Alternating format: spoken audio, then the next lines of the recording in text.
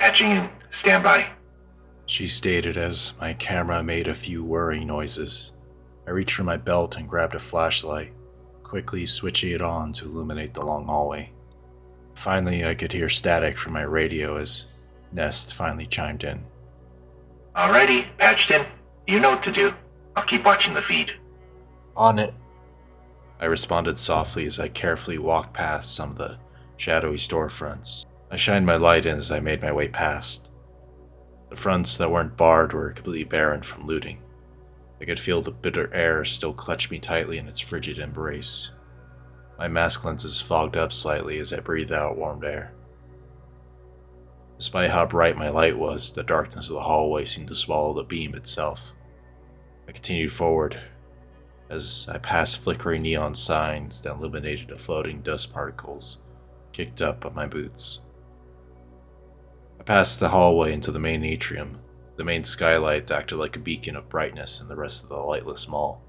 A maze of escalators and stairs twisted around the multi-story atrium. It was beautiful in a way. How calm and quiet everything was now. The crowd that strangled every inch of this place either fled like roaches into their rehabilitation camps or became one of the wandering shells. Now it's just us and those who don't belong here. I was snapped out of my thoughts as I heard the distinct sound of a phone ringing. I looked over to see several worn payphones lined up against the nearby balcony. The ringing reverberated the empty halls as I hesitated to answer it.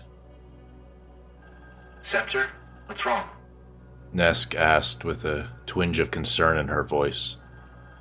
Got an audio irregularity here, Nest, I said, attempting to regain my radio etiquette. Despite my hesitation to answer it, it was still ringing. It should have stopped ringing by now. The phone? She asked with a hint of hesitation. Yeah, it's still ringing, I stated, slightly unnerved by the constant ringing. Go ahead and answer it. Don't say anything unless it's necessary. I'll listen in. I sighed into the mic before replying to her. Copy. I approached the still ringing phone. I shined my flashlight on the box itself. It had a deep layer of dust covering its exterior. I noticed a lot of the wiring were completely exposed, with the insulation of it almost completely stripped from the cables. Part of it looked to be snapped off completely from being chewed on by rats. Nest, I don't think the wiring is even intact enough for that to even work. This place part of the blackout zone? I can see from here it's not. As for power, it's in Blackout Zone 5 last I checked. Could be a backup generator that's still running. Look into it after you answer it. Yeah, I got it. I picked up the receiver and put it to where my ears would be under the chemical hood. I heard slight static from the other side as I quietly listened for any sound I could pick up. I could hear someone else listening on the other side, just like I was. I considered saying something as the silence only began to sink in further, but I decided against it. Instead, I slowly tapped the receiver a few times with my clunky chemical gloves. I knew whatever was on the other side heard it, when what I could only describe as a sharp inhale from something that had a greater lung capacity than a human. I heard a voice straining itself like it was struggling to speak. The line went back to muted static again. I kept listening for a few more moments, and I could hear what sounded like the usual kind of music you hear when you get put on hold. Something about it was wrong. At your first listen, it might sound like a normal song, something you might hear in a mall or an elevator, maybe some old department store, unassuming, unremarkable. The notes that played, quickly noticed that some of them were out of tune. Some didn't even sound like they were played correctly at all, like it was a song based on someone else's memory alone. I looked down at the receiver, staring at the weather-worn phone, still emitting that strange music. I hesitated to hang up yet. especially when Nest was still listening. Hang up. Said Nest with a more harsh edge to her voice. I quickly set the phone back in its place, finally silencing it. I grabbed my handset for my radio. I held down the button to say something, but any words I could say refused to leave my mouth. I let the button go as I released my gloved finger. I started walking again, this time with my free hand on my holster. I suppressed the sounds of my heavy winter boots as best I could, while also avoiding stepping on any shards of glass or loose paper. I could tell Ness was watching the feed closely. Got a floor plan for this place? Stand by. She said with added professionalism. I sighed softly and silently wished I was somewhere else. I took out one of my disposable cameras and snapped a few quick photos of my surroundings, including that strange payphone. Eventually I heard Nest back on the net. From what I can see, there's a series of maintenance tunnels that lead to some kind of utility room? Seems large enough to house a generator. I softly tapped my rubberized boot for a moment and thought. If it was still running all this time, should have been out of juice by now. Ness was silent for a few moments, but I could tell her finger was on the receiver from the slight static through my hand mic. Look into it, please. You should be able to get into mains from one of the storefronts. She replied after a slight pause. Got it. I replied as I shined my light into one of the storefronts. I got a closer look through the amber beam of my flashlight. Most of the arcade cabinets were still inside. The colorful fonts and vibrant artwork sprawled across.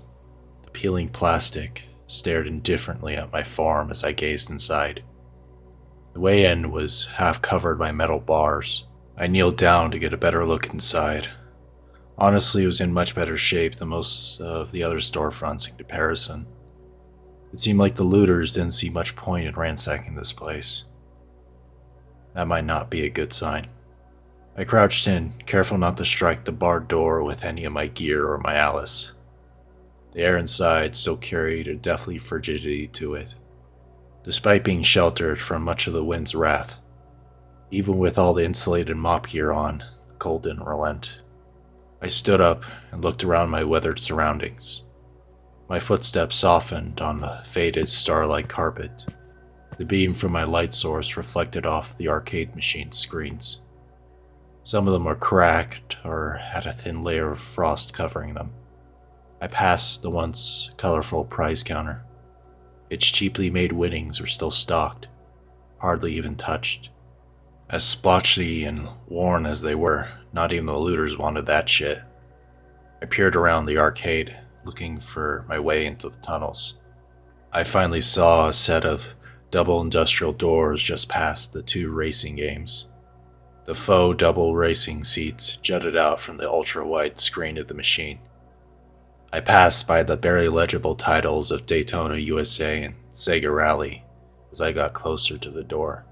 I glanced up at the lightless exit sign that hung above the doorway. My hand grasped the handle and turned it quietly, only to find it locked. I took a step back, sent a swift kick into the door. The rusted hinges didn't offer much resistance as the door flew open to a wide hallway. I peeked my head around the corner as the light illuminated clinical white walls, various piping and exposed cables jutted out from the walls. The hallway was silent, with even the sound of howling wind not reaching this place. I trudged forward, not exactly eager to continue on, but I resigned myself to do so. Then, finally, somewhere deep within the darkness beside my vision, I could hear something stirring in the lightless corridor. Music. Just music. This time, it was different from how I heard it on the phone. Loud and clear, no longer strangled by the static of the payphone's receiver. The tone was melodic, probably an older song, lots of classical instruments. It was soothing, almost unnaturally slow. Like a lullaby from your childhood, It almost sounded familiar to me, like something that lingered in the back of my mind, despite how many years had passed. Where had I heard this before? I switched off the flashlight and stowed it on my webbing. I groped for my dimmer headlamp and turned it on. I unslung the shotgun from over my shoulder and half-pumped it to check for the shell's presence in the chamber. Please be careful. I heard Ness say with a hint of nervousness in her voice. I looked down at my handset as she made this remark. She was right. I did need to be careful. I was alone. No one was here to watch my back. No one was here to patch me up or carry me out if I couldn't make my own way out. If I went down, no one was here to carry me to safety. Something could easily leap from the darkness and slit my throat before I even had the chance to fire off a single shell. If I had to run in this heavy gear, would I even make it? Even if I dropped my pack, I would drop my only lifeline to the outside world with it. I tightened my grip on my shotgun to keep my hands from shaking. I took a deep breath as the music echoed in some distant corner of the tunnel.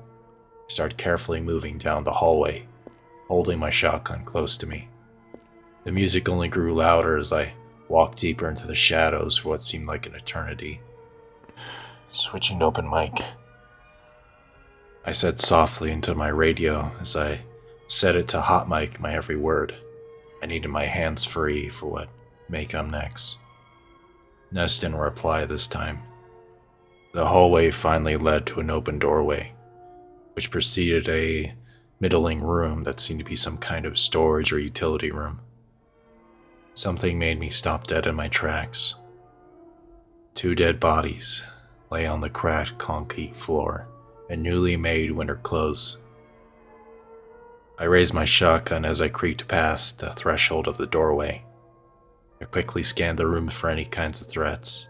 I checked my corners, double-checked the doorway behind me to ensure I wasn't being followed here. Doing everything by the book. I couldn't find anything inside besides the bodies. This utility room seemed to originally house some shelving and circuit breakers, but now it was converted into some kind of makeshift sleeping area of sorts. 2 winter sleeping bags were laid out, as well as some various other amenities. A kerosene stove, a cooler, and some burnt-out flashlights.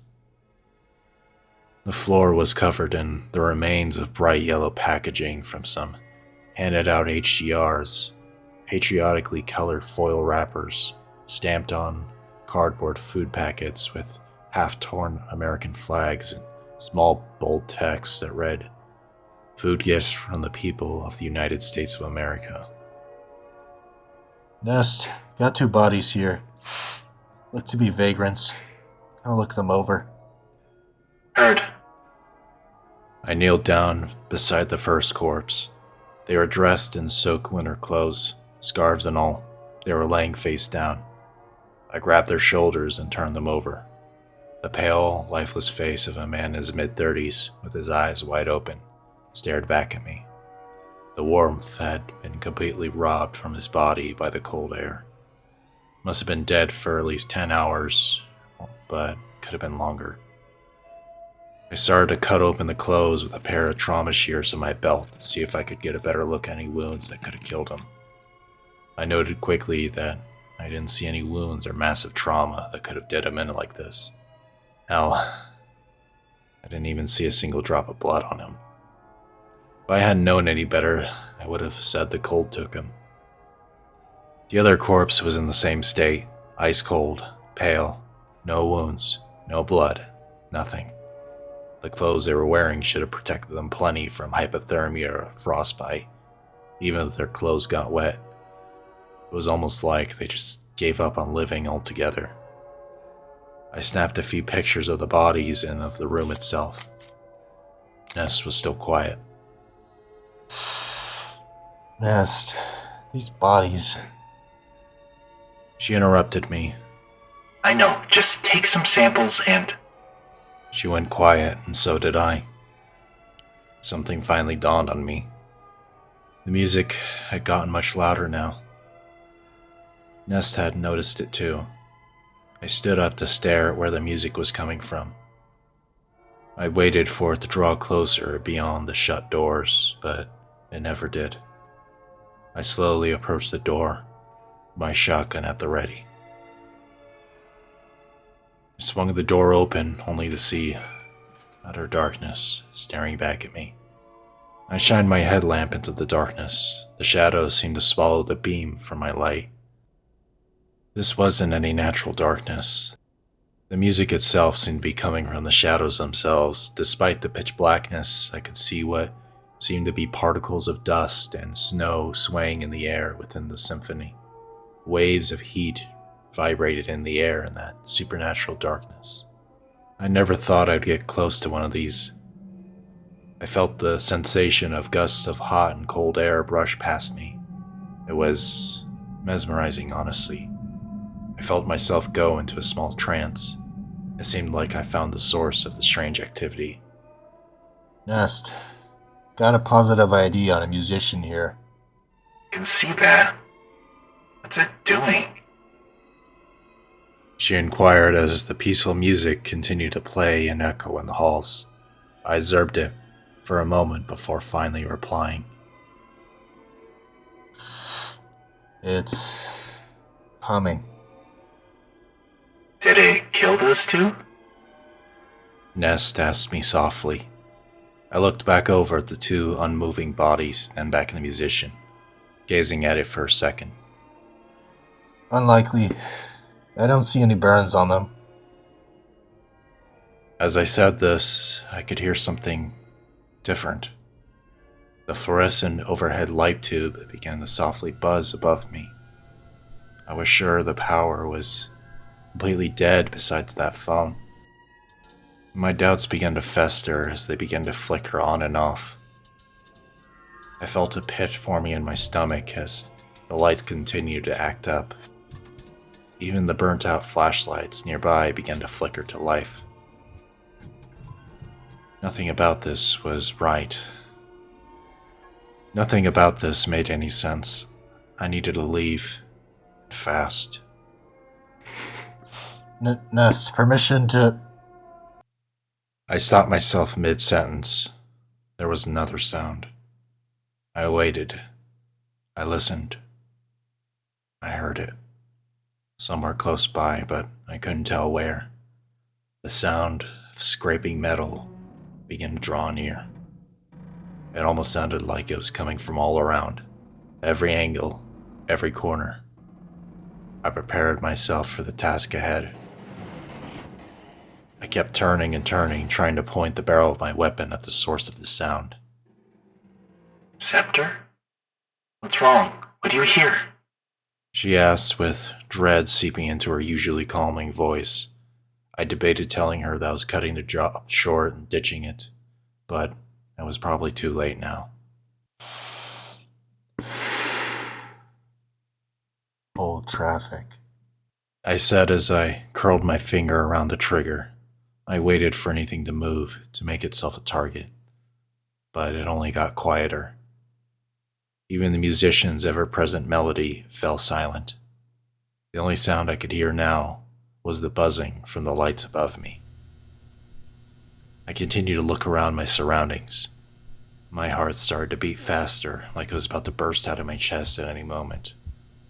I felt sweat begin to build up under my stuffy mop suit. I froze in place. There was only one place I hadn't checked. Right above me.